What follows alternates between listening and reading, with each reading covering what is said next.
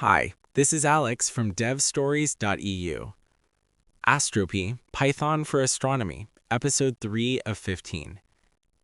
Manually converting celestial coordinates from one reference system to another involves horrifying spherical trigonometry. A single matrix error can easily leave your telescope pointing at the wrong hemisphere. Navigating the SkyCoord class handles that math for you, turning complex spherical transformations into a simple attribute lookup. In Astropy, SkyCoord is the primary high-level object for representing celestial positions. It acts as a smart wrapper over lower-level coordinate frames. When you observe a target, you need to record its position. Typically, you use Right Ascension and Declination. To build a SkyCoord, you pass in those two values, specify the units, like degrees or hours, and set the reference frame. If you do not specify a frame, it defaults to the International Celestial Reference System, or ICRS. You can create a single point in the sky easily, but this brings up a frequent trap. Users often parse a data file containing thousands of stars, create a new SkyCoord object for each star, and store them in a standard Python list. When they need to perform calculations, they loop over that list. This is horribly inefficient and bypasses the performance benefits of the library entirely. SkyCoord is built to handle arrays natively.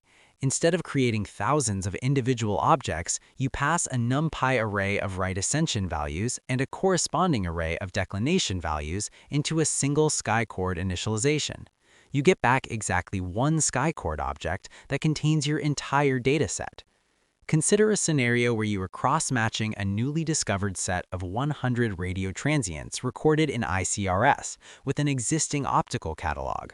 By loading all 100 transients into a single array-backed SkyCoord, the library passes the data down to heavily optimized C and NumPy routines. Operations that would take minutes in a Python loop execute in milliseconds. This array structure becomes especially powerful when you need to transform your data. Astronomical catalogs do not always agree on a coordinate system. Your radio transients might be in ICRS, but perhaps you need to analyze their distribution relative to the plane of the Milky Way. For that, you need the Galactic coordinate system. Here's the key insight.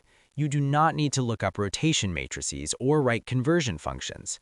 Astropy contains a massive built-in transformation graph that knows how to get from any supported frame to any other supported frame. Because SkyCoord wraps this graph, converting your entire array of 100 transients takes exactly one step. You take your existing SkyCoord object and call its transform_to method, providing the name of the destination frame. Better yet, for common frames, Astropy provides direct attribute access. If you have an ICRS SkyCoord object, you simply request the Galactic attribute.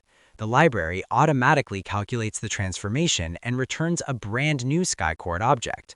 This new object contains the exact same physical locations in space, but represented as galactic longitude and latitude.